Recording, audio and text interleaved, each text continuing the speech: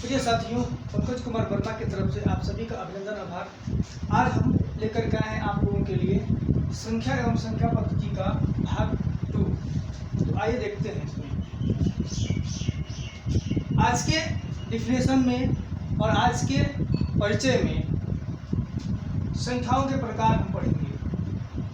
संख्याओं के प्रकार, कितने प्रकार की संख्याएं होती है? तो देखिए, पहला आपका दिया हुआ है प्राकृतिक संख्याएं।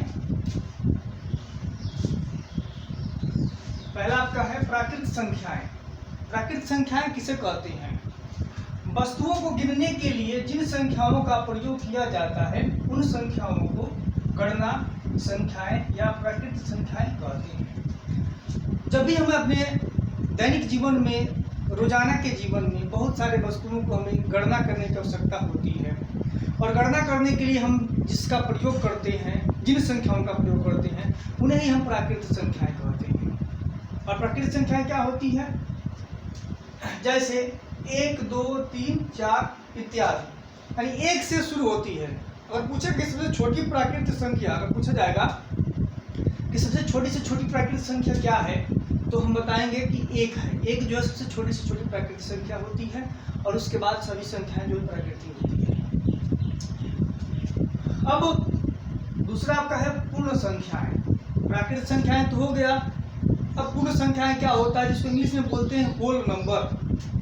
प्राकृतिक संख्याओं में शून्य को सम्मिलित करने पर जो संख्याएं प्राप्त होती हैं, देखिए क्या कह रहा है। प्राकृतिक संख्याओं में जब हम शून्य को भी शामिल कर लेंगे और उसके बाद जो संख्याएं प्राप्त होंगी उन्हें हम सम्मिलित करने पर जो संख्याएं प्राप्त होती है उन्हें पूर्ण संख्याएं कहते हैं। प्राकृतिक संख्या रहेगा तो पूर्ण संख्या नहीं रहेगा, क्योंकि उसमें जीरो शामिल नहीं है। प्राकृतिक संख्याओं को हमेशा हम 1 से गिनते हैं, 1, 2, 3, 4, 5 ऐसे करके। लेकिन पूर्ण संख्या कब हो जाएगी? जब उसमें जीरो भी शामिल हो जाएगा, क्योंकि जीरो एक होल नंबर है। तो 0, 1, 2, 3, 4, 5 जब जीरो से लेकर के गणना चालू कर देंगे तो पूर्ण संख्याएं हो जाएंगी। जैसे दिया है हमें यहाँ पे 0, 1, 2, 3 ... इत्यादि। अगला आपका दिया हुआ है तीसरा नंबर पे पूर्णांक संख्याएं, जिसको हम बोलते हैं इंटीजर नंबर।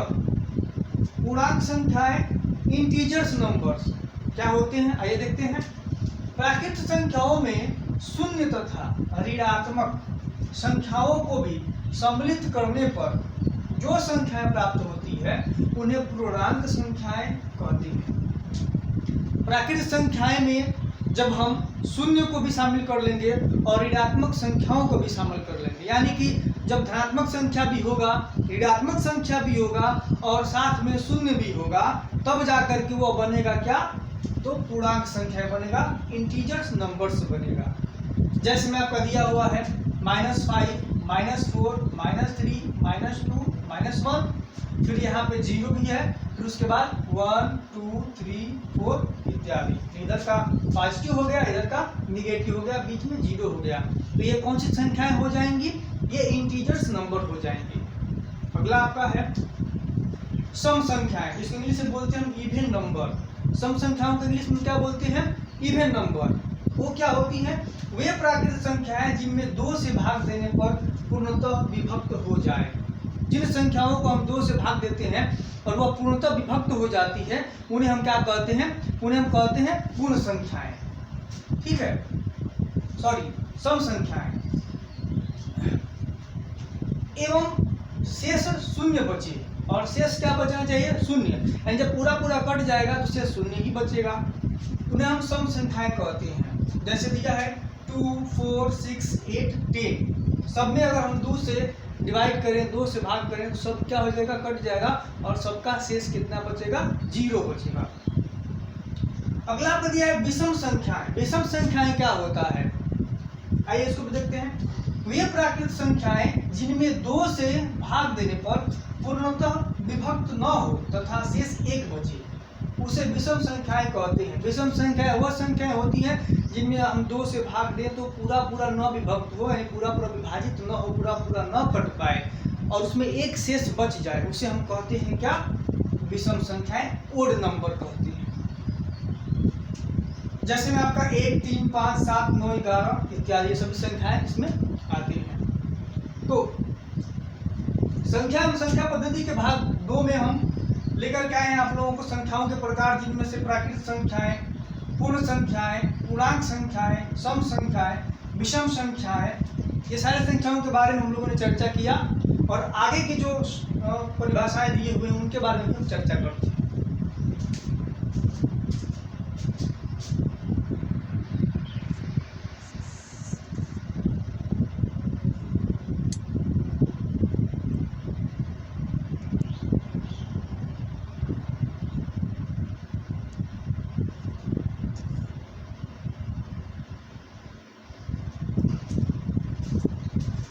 अगला डिफिनेशन आप लोगों का है भाज्य संख्याएं, जिनको इंग्लिश में हम बोलते हैं कंपोजिट नंबर। भाज्य संख्याओं को क्या बोलते हैं?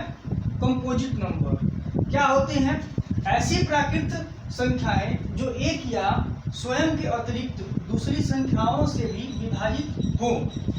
ऐसी प्राकृत संख्या जो एक से भी विभाजित हो जाएगा, एक से भी कटाने पर कट जाएगा, अपने आप से भी स्वयं से भी कटाने पर कट जाएगा, उसके अतिरिक्त किसी और नंबर से भी कटाने पर वो कट जाएगा, उसे हम भाज्य संख्याएं कंपोजिट नंबर कहते हैं। जैसे कि 4, 6, 8, 9, 10 ... इत्यादि ये सभी संख्याओं को अगर हम कटाएंगे तो अपने आप से भी कटेगा, स्वयं से भी 1 से भी कटेगा और किसी अदर नंबर से भी डिवाइड हो जाएगा, कट जाएगा।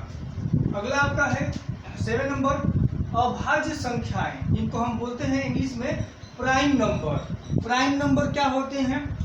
एक से बड़ी ऐसी प्राकृत संख्याएं, एक से बड़ी, एक नहीं, एक से बड़ी, एक को छोड़ करके एक से बड़ी ऐसी प्राकृत संख्याएं जो एक या स्वयं के अतिरिक्त किसी अन्य संख्या से विभाजित नहीं होती है, अभाज्य संख्याएं कहलाती हैं। मतलब ऐसी संख्याएं जो केवल स्वयं से ही कटे और नहीं तो एक से कट पाए, बाकी कोई भी नंबर से वो न कटे, उसे हम क्या कहते हैं? अभाज्य संख्याएं प्राइम नंबर कहते हैं। जैसे एग्जाम्पल में दिया है 2, 3, 5, 7, 11, 1 को छोड़ देंगे, 2 से लेंगे, तो ये ऐसी संख्याएं जो स्वयं अपने आप से ही कटेंगी और नहीं तो एक से कटेंगी। अगला आपका है परिमेय संख्याएं, जिसको हम इंग्लिश में बोलते हैं रेशनल नंबर्स। परिमेय संख्याओं को इंग्लिश में बोलते हैं रेशनल नंबर्स। क्या होते हैं परिमेय संख्याएं? जो संख्या p/q के रूप में हो, जो संख्याएं p/q के रूप में होती है, मतलब बटा के रूप में होती है, फ्रैक्शन के रूप में होती है, जहां p तथा q दो पूर्णांक हैं। पूर्णांक का मतलब जो पूर्ण अंक, पूर्णांक का मतलब क्या होता है? पूर्ण अंक हो, दो बटा के रूप में हो और पूर्ण, दोनों पूर्ण अंक हो, अंश और हर, तथा q ≠ 0, और जो नीचे का और ऊपर का जो अंश हर है वो 0 के बराबर नहीं होना चाहिए, 0 से ऊपर होना चाहिए, परिमेय संख्याएं कहलाती हैं। जैसे में दिया है आपका 3/4, 17/79 और 4.5 इत्यादि, ये सभी जो है कि आपकी परिमेय संख्याएं हैं। इसको जब हम पॉइंट हटाएंगे, अरेंज करेंगे, ऑटोमेटिक परिमेय संख्याएं बन जाएगी। ऐसी 4.5 है, पॉइंट हटाइए, 1 और एक अंक है 0, 10 हो गया। हटा दीजिए इसको, 5 से 5 9 45, 5 गुना के 10, 9/2 हो जाएगा। अगला आपका है अपरिमेय संख्याएं, इरेशनल नंबर। क्या होता है?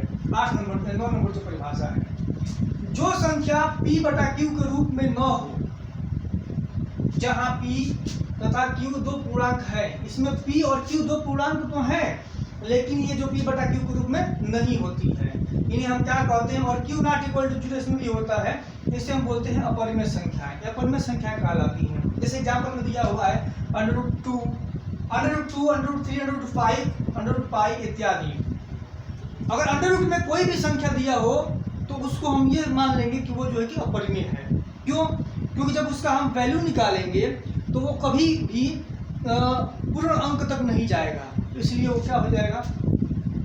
अपरिमेय हो जाएगा। वास्तविक संख्याएं, 10 नंबर आपका है अगला, वास्तविक संख्याएं। क्या होता है वास्तविक संख्याएं? Real number. परिमेय तथा अपरिमेय संख्याओं को सम्मिलित रूप से वास्तविक संख्याएं कहते हैं। परिमेय भी संख्या हो और अपरिमेय भी, दोनों संख्याएं उसमें हो, रेशनल नंबर भी हो और इरेशनल नंबर भी हो, दोनों का सम्मिलित रूप जो होता है वो क्या कहलाता है? आपका वास्तविक संख्याएं रियल नंबर कहलाते हैं। जैसे √5 ये अपर में आ गया, 3/4 पर में आ गया, √8 ये क्या आपका आ गया अपर में आ गया, 1/2 पर में आ गया, डॉट डॉट डॉट इत्यादि। तो ये रहे आपके भाज्य संख्याएं, अभाज्य संख्याएं, परिमेय संख्याएं, अपरिमेय संख्याएं, वास्तविक संख्याएं। शेष जो डेफिनेशंस हैं उसको भी देखते हैं।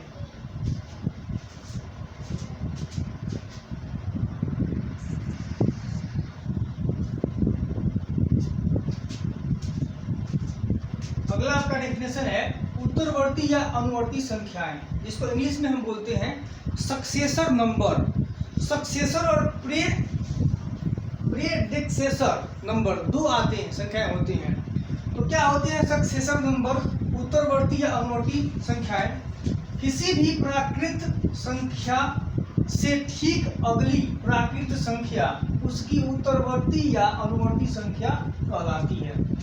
कोई भी प्राकृत संख्या है उसके एक आगे की संख्या जो होती है वो उत्तरवर्ती या अनुवर्ती संख्या कहलाती है, सक्सेसर नंबर कहलाती है। जैसे 2 है तो उसके आगे एक 3 है तो उसके आगे 4। नोट किया किसी भी प्राकृत संख्या में एक जोड़कर उसकी उत्तरवर्ती या अनुवर्ती संख्या प्राप्त की जा सकती है।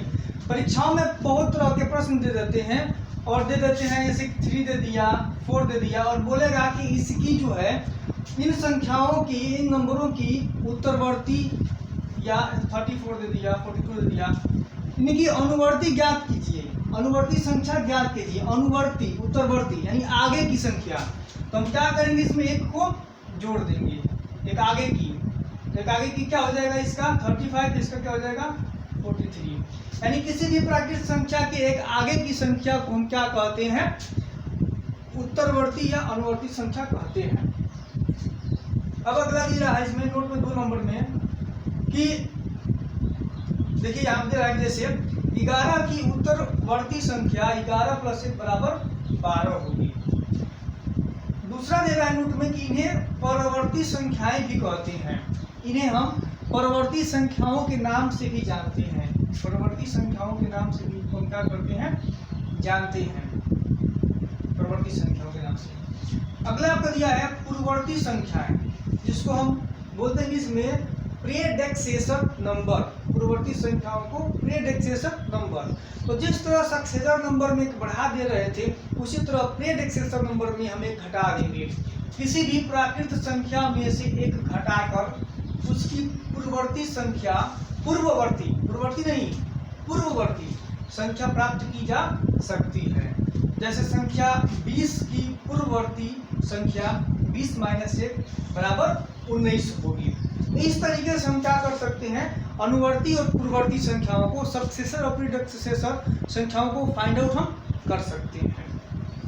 तो आज की वीडियो में बस इतना ही डेफिनेशंस लेकर के आए हैं।